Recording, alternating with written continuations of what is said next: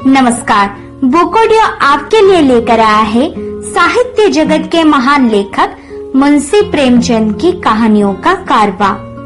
इन्हीं अद्वितीय कहानियों के खजाने में से आज की पेशकश है मेरी यानी प्रीति प्रज्ञा के आवाज में। तो चलिए सुनिए हमारे साथ लेखक मुंशी प्रेमचंद के द्वारा लिखित नशा। ईश्वरी एक बड़े जमींदार का लड़का था और मैं एक गरीब क्लर्क का, जिसके पास मेहनत मजदूरी के सिवा और कोई जायदाद ना थी।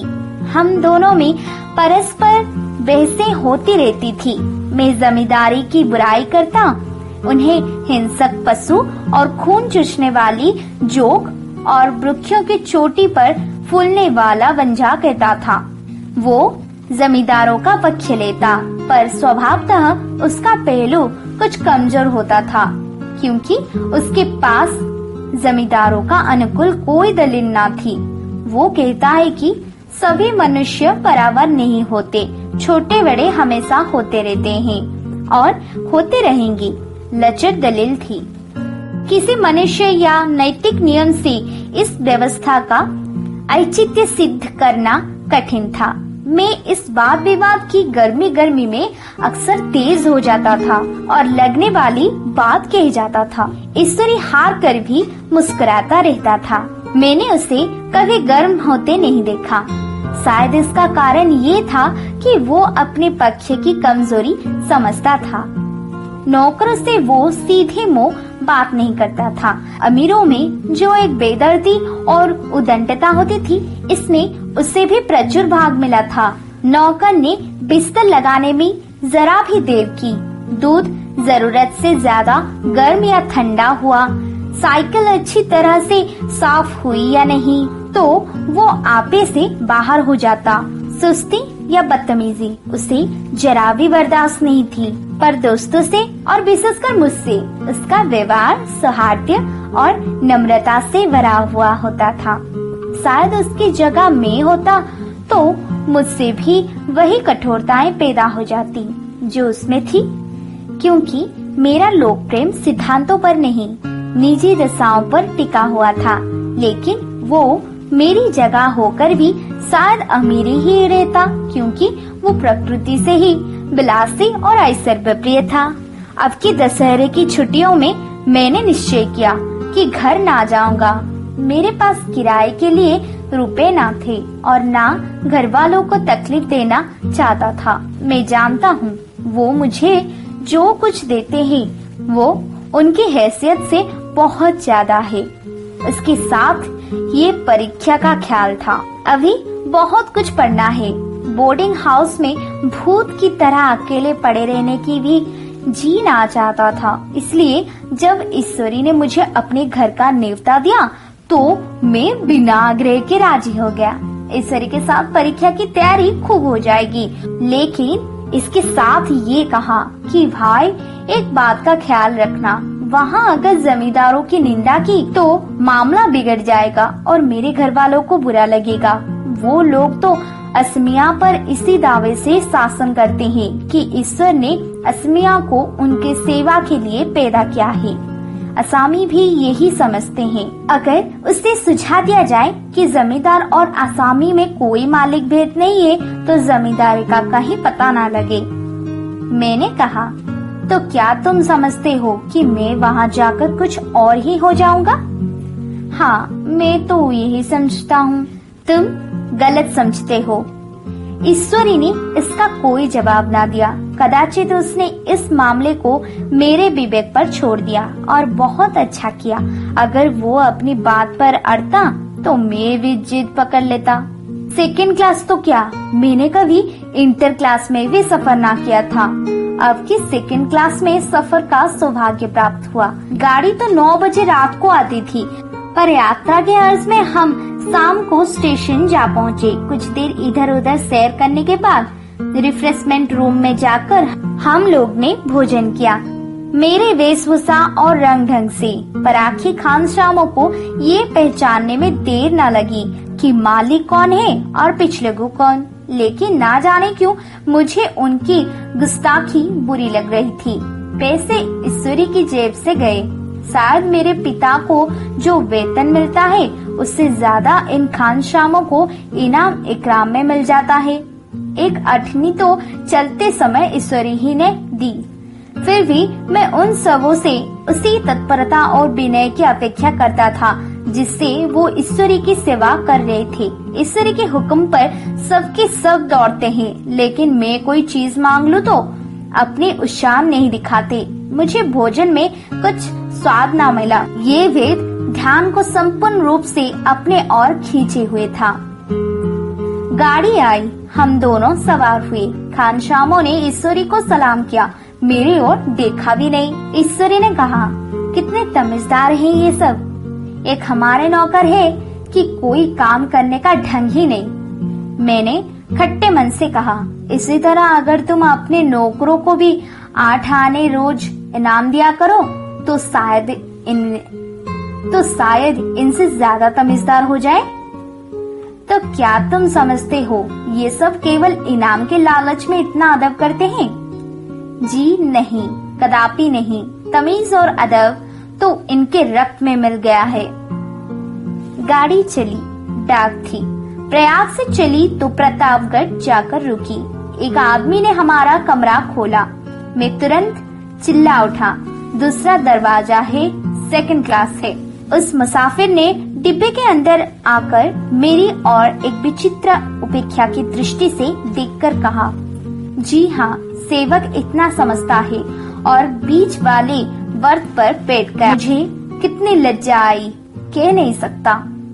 भोर होते होते हम लोग मुर्दाबाद पहुँचे। स्टेशन पर कई आदमी हमारा स्वागत करने के लिए खड़े थे। 2 भद्र पुरुष थे, 5 बेगार। बेगारों ने हमारा लगेज उठाया। दोनों भद्र पुरुष पीछे पीछे चले। एक मुसलमान था, रियासत अली, और दूसरा ब्राह्मण था, राम हरक। दोनों ने मेरी ओर अपरिचित नेत्रों से देखा, मानो कह रहे हैं कि तुम कौवा होकर हंस के साथ कैसे? रियासत अली ने ईश्वरी से पूछा, ये बाबू साहेब क्या आपके साथ पढ़ते हैं? ईश्वरी ने जवाब दिया, हाँ, साथ पढ़ते भी हैं और साथ रहते भी हैं। यूँ कहिए कि आप ही की बदौलत मैं इलाहाबाद में पड़ा हुआ हूँ, नहीं कब का लखनऊ चला जाता। सबकी में उन्हें घसीट लाया। अबकी में इन्हें घसीट लाया। इनके घर से कई तार आ चुके थे, मगर मैंने इनकारी जवाब दिलवा दिया। आखिरी तार तो एजेंट था, जिसकी फीस 4 आने प्रति शब्द है, पर यहाँ भी इसका जवाब इनकारी ही हो गया। दोनों सज्जनों ने मेरी ओर चकित नेत्रों से देखा, आतंकित हो जाने की चेष्टा करते जान पड़े। रियासत अली ने आशंका के स्वर में कहा, लेकिन आप बड़े सादे लिबास में रहते हैं। ईश्वरी ने शंका निवारण की, महात्मा गांधी के भक्त हैं साहब, खदर की सेवा कुछ पहनते ही नहीं। पुराने सारे कपड़े जला डाले, यूं कहो कि राजा है। 2.5 लाख सालाने की रियासत है, पर आपकी सूरत देखे तो मालूम होता है कि अभी अनाथालय से पकड़कर आया है। राम हरक बोले, अमीरों को ऐसा स्वभाव बहुत कम देखने में आता है, कोई भाप ही नहीं सकता। रियासत अली ने समर्थन किया, आपने महाराजा चांगले को देखा होता तो दांतों तले उंगली दबाते। एक गाढ़े की मिजाई और चमराधे जूते पहने बाजारों में घूमा करते थे। सुनते हैं कि एक बार बेगार में पकड़े गए थे और उन्हीं ने 10 लाख से कॉलेज खोल दिया। मैं मन में कटा जा रहा था, पर ना जाने क्या बात थी कि ये सफेद झूठ उस वक्त मुझे हास्यास्पद ना जान पड़ा। उसके प्रत्येक वाक्य के साथ मानो मैं उस कल्पित वैभव के समीपतर आता जाता था। मैं सहसवार नहीं हूँ। हाँ, लड़कपन में कई बार लट्टू घोड़े पर सवार हुआ हूँ। यहाँ देखा तो 2 कलारास घोड़े हमारे लिए तैयार खड़े थे। मेरी तो जाने निकल पड़ी। मैंने चेहरे पर सिकन्ना पड़ने दिया। सवार तो हुआ, पर वोटियाँ कांप रही थी। घोड़े को ईश्वरी के पीछे डाल दिया। खैरियत ये है कि ईश्वरी ने घोड़े को तेज ना किया, वरना शायद मैं हाथ पैर तुड़वा कर लौटता। संभव है ईश्वरी ने समझ लिया हो कि ये कितने पानी में है। ईश्वरी का घर क्या था, किला था। इमाम बड़े सा फाटक, द्वार पर पहरेदार टहलता हुआ, नौकरों का कोई हिसाब ही नहीं, एक हाथी बंधा हुआ। ईश्वरी ने अपने पिता, चाचा, ताऊ आदि सबसे मेरा परिचय करवाया और उसी अतिशक्ति के साथ ऐसी हवा बांधी कि कुछ ना पूछे। नौकर चाकर नहीं, घर के लोग भी मेरा सम्मान करने लगे। देहात की जमींदार, लाखों का मुनाफा, मगर पुलिस कांस्टेबल को अक्सर समझाने वाले कई महाशय तो मुझे हजूर हजूर करने लगे। जब जरा एकांत हुआ तो मैंने ईश्वरी से कहा, तुम बड़े शैतान हो यार, मेरे मिट्टी क्यों पलित कर रहे हो? ईश्वरी ने मुस्कान के साथ कहा, इन गधे के सामने यही चाल जरूरी थी, वरना सीधे मुंह बोलते भी नहीं। जरा देर के बाद नाई हमारा पांव दबाने आया। कुंवर लोग स्टेशन से आए हैं, थक गए होंगे। ईश्वरी ने मेरी और इशारा करके कहा, पहले कुंवर साहब के पांव दबाओ। मैं चारपाई पर लेटा हुआ था। मेरे जीवन में ऐसा शायद ही कभी हुआ हो कि किसी ने मेरे पांव दबाए हैं। मैं इसे अमीरों के चोचले, रईसों का गधापन और बड़े आदमियों की मुटमरती और जाने क्या क्या कहकर ईश्वरी का परिहास किया करता, और आज मैं पोत्रों का रईस बनने का स्वाग भर रहा था। इतने में 10 बज गए। पुरानी सभ्यता के लोग थे। नई रोशनी अभी केवल पहाड़ की चोटी तक पहुंच पाई थी। अंदर से भोजन का बुलावा आया। हम स्नान करने चले। मैं हमेशा अपनी धोती खुद छांट लिया करता हूँ, मगर यहाँ मैंने ईश्वरी की ही भांति अपनी धोती भी छोड़ दी। अपने हाथों अपनी धोती छांटते शर्म आ रही थी। अंदर भोजन करने चले। हॉस्टल में जूते पहले मेज पर जा डरते थे, यहाँ पाँव धोना आवश्यक था। कहर पानी लिया खड़ा था। ईश्वरी ने पाँव बढ़ा दिया। कहर ने उसके पाँव धोए। मैंने भी पाँव बढ़ा दिया। कहर ने मेरा पाँव भी धोए। मेरा वो विचार ना जाने कहाँ चला गया। सोचा था वहाँ देहात में एकाग्र होकर खूब पढ़ेंगे, पर यहाँ सारा दिन सैर सपाट में कट जाता था। कहीं नदी में बजरे पर सैर कर रहे हैं, कहीं मछलियों या चिड़िया का शिकार खेल रहे हैं, कहीं पहलवानों की कुश्ती देख रहे हैं, कहीं शतरंज पर जमे हैं। ईश्वरी खूब अंडे मंगवाता और कमरे में स्टोव पर ऑमलेट बनाते। नौकरों का एक जत्था हमेशा घर ही रहता। अपने हाथ पांव हिलाने की कोई जरूरत नहीं, केवल जबान हिला देना काफी है। नहाने बैठो तो आदमी नहलाने को जरूर आ जाता है, लेटो तो आदमी पंखा झोलने को खड़े हो जाते हैं। मैं महात्मा गांधी का कुंवर चेला महसूस था। भीतर से बाहर तक मेरी धाक थी। नाश्ते में जरा भी देर न होने पाए कि कहीं कुंवर साहब नाराज हो जाए तो बिछावन ठीक समय पर लग जाए। कुंवर साहब के सोने का समय आ गया। मैं ईश्वरी से भी ज्यादा नाजुक दिमाग बन गया था, या बनने पर मजबूर किया गया था। ईश्वरी अपने हाथ से बिस्तर बिछा ले, लेकिन कुंवर मेहमान अपने हाथों से कैसे अपना बिछान बिछा सकते हैं?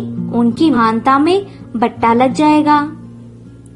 एक दिन सचमुच यही बात हो गई। ईश्वरी घर में था। शायद अपनी माता से कुछ बातचीत करने में देर हो गई। यहाँ 10 बज गए। मेरी आंख नींद से झपक रही थी, मगर बिस्तर कैसे लगाऊं? कुंवर जो ठहरा। कोई 11:30 बजे महरा आया। बड़ा मुँह लगा नौकर था। घर के धंधों में मेरा बिस्तर लगाने की उसे सुधि ही ना रही। अब जो याद आई भागा हुआ चला आया।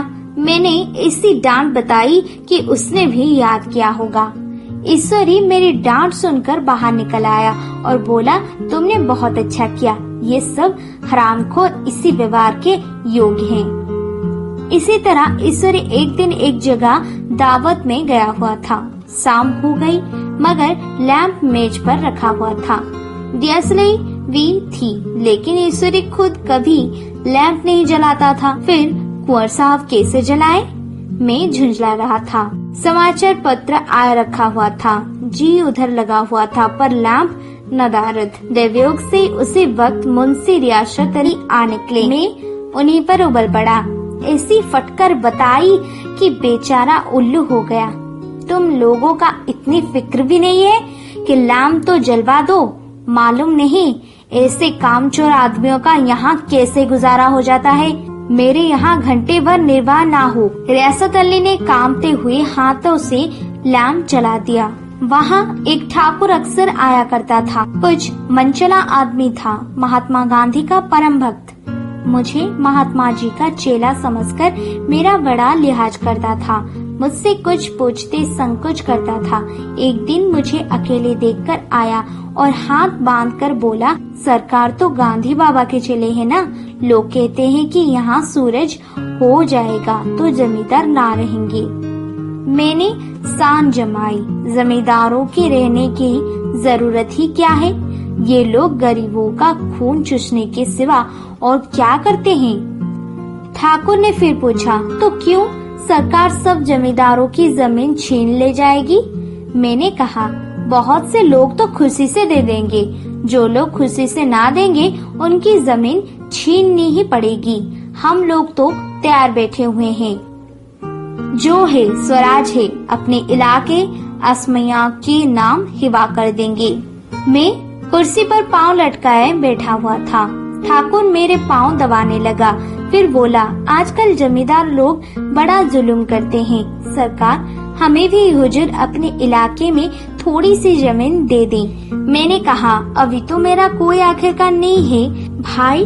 मुझे अगर मिला तो आपको सबसे पहले बुलाऊंगा। तुम्हें मोटर ड्राइवर सिखाकर अपना ड्राइवर बना लूंगा। सुना, उस दिन ठाकुर ने खूब भांग पी और अपनी स्त्री को खूब पीटा और गांव के महाजन से लड़ने पर तैयार हो गया। छुट्टी इस तरह तमाम हुई और हम फिर प्रयाग चले।